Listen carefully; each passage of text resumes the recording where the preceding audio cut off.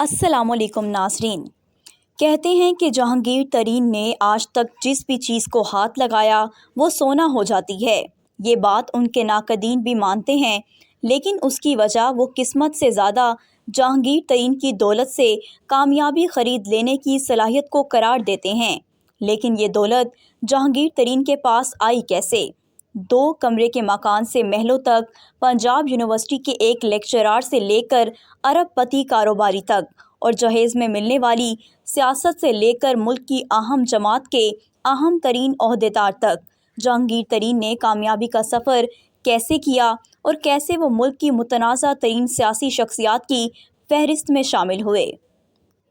آج کی ویڈیو میں ہم آپ کو یہی سب کچھ بتائیں گے۔ جہانگیر ترین کے والد اللہ نواز ترین ایوب خان کے دور میں کراچی پولیس میں DIG کے عہدے پر تعینات تھے۔ کہنے والے کہتے ہیں کہ اس عہدے تک رسائی میں ان کی قابلیت سے زیادہ فیلڈ مارشل ایوب خان سے ان کی رشتہ داری کا دخل رہا۔ ان کے آبائی زمینیں چونکہ تربیلا کے مقام پر بننے والے ڈیم میں آ گئی تھیں، تو اس کے بدلے انہیں جنوبی پنجاب کے شہر لودھرا میں زرعی زمین الاٹ کی گئی۔ پولیس سے ریٹائرمنٹ کے بعد اللہ نواز نے ملتان میں رہائش اور لودھرا میں کاشتکاری اختیار کر لی۔ جہانگیر ترین نے اپنی زندگی کے ابتدائی 20 برس اسی 2 کمروں کے مکان میں بسر کیے۔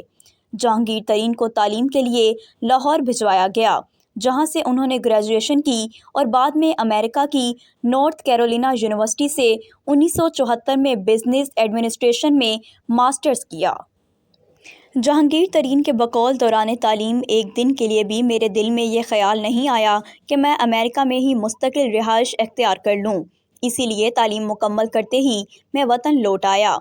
جہانگیر ترین کا پہلا عشق درس و تدریس ہے۔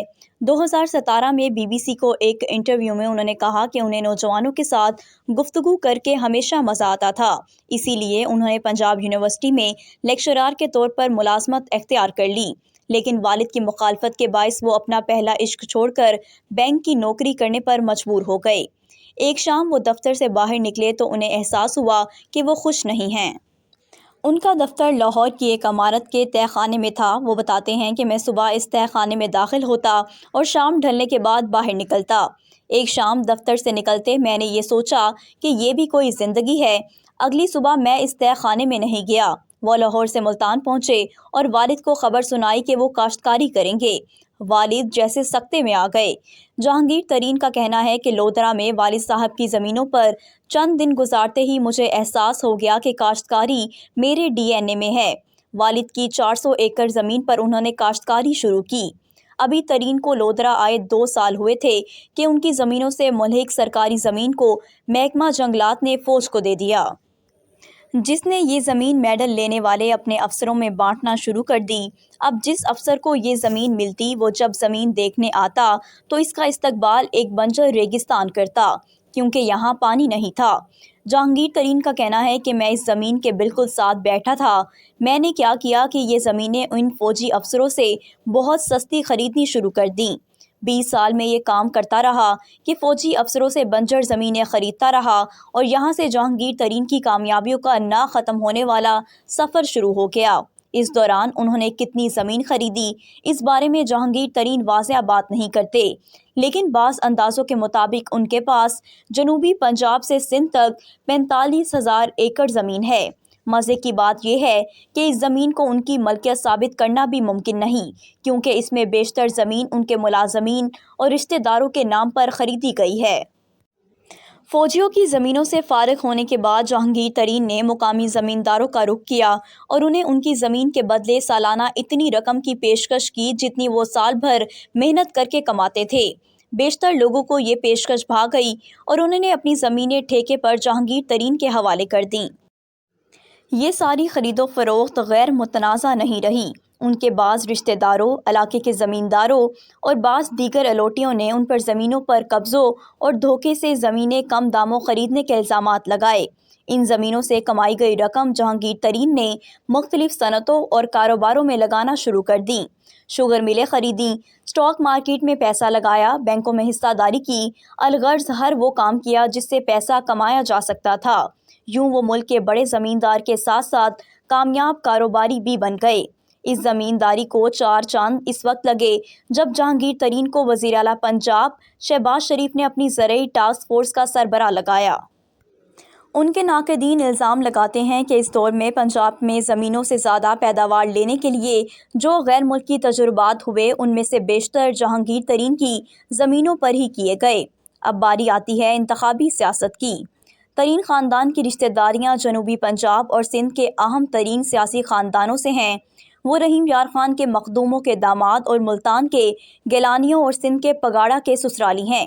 جہانگیر ترین کے کزن ہمایوں اختر خان اور ان کے برادر نسبتی مخدوم احمد محمود پہلے سے سیاست میں متحرک تھے، لیکن جہانگیر ترین کاروبار کی طرح سیاست میں بھی صرف اچھے وقت کا انتظار کر رہے تھے۔ پرویز مشرف کے فوجی اقتدار نے انہیں وہ نفع بخش موقع دے دیا۔ وہ مسلم لیگ کاف میں شامل ہوئے۔ 2002 کے انتخاب میں قومی اسمبلی کے لودرا سے رکن منتخب ہوئے۔ انہیں وفاقی وزیر بننے کی پیشکش ہوئی جسے انہوں نے ٹھکرا دیا، لیکن جب وزیر اعلیٰ پنجاب ان کے پاس ان کے منہ مانگے محکمے کی پیشکش لے کر آئے تو وہ انکار نہ کر سکے اور ایک بار پھر زراعت کے صوبائی محکمے سے وابستہ ہو گئے۔ اس دوران زمینوں کی خریداری بھی جاری رہی اور سرکاری خرچ پر نت نئے تجربات بھی۔ کچھ عرصے بعد وہ وزیر اعظم شوکت عزیز کے وزیر صنعت اور پیداوار بن گئے۔ ایک بار پھر ناقدین نے شور مچایا۔ اس دوران ملک کے ساتھ ساتھ جہانگیر ترین نے بھی خوب صنعتی ترقی کی۔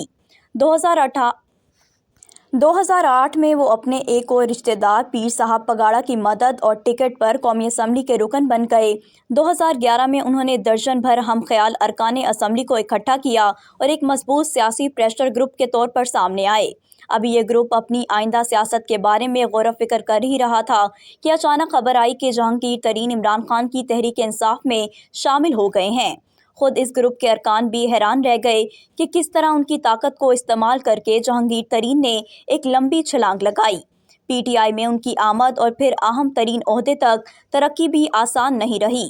سن 2015 میں پی ٹی آئی میں پارٹی انتخابات کروانے والے پارٹی رہنما جسٹس وجیہ الدین احمد نے الزام لگایا کہ جہانگیر ترین نے دولت کے بل پر پارٹی انتخاب میں دھاندلی کی کوشش کی ہے۔ عمران خان نے جسٹس کی بات سنی انسنی کر دی، جس پر جسٹس صاحب پی ٹی آئی سے علیحدہ ہو گئے۔ اس وقت جہانگیر ترین بہت فخر سے کہتے تھے کہ عمران خان ان کا مشورہ بہت غور سے سنتے ہیں۔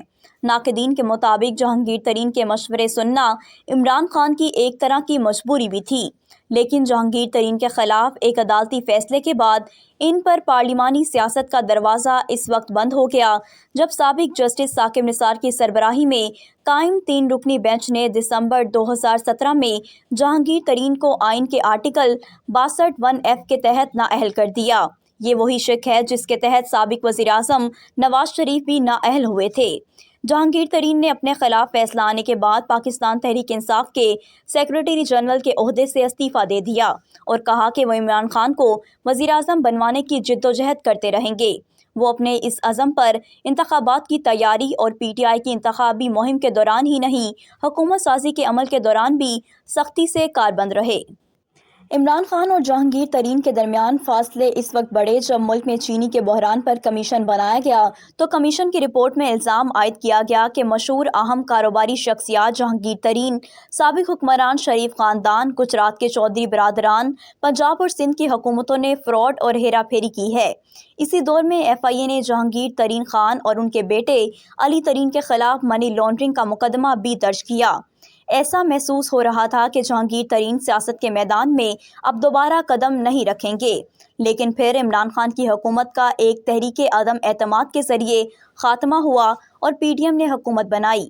ایسے میں جہانگیر ترین کے زیر طرف سایہ ایک اور ہم خیال گروپ تشکیل پایا، جس میں تحریک انصاف کے قومی اور پنجاب اسمبلی کے تقریباً 30 اراکین شامل تھے۔ 9 مئی کے واقعات کے بعد تحریک انصاف میں تخریب کا ایک اور سلسلہ شروع ہوا تو جہانگیر ترین ایک بار پھر سے متحرک ہوئے۔ کچھ دن پہلے ان کی جانب سے استحکام پاکستان پارٹی کے قیام کا اعلان کر دیا گیا ہے، لیکن یہ سوال اب بھی اپنی جگہ موجود ہے کہ آیا جہانگیر ترین اس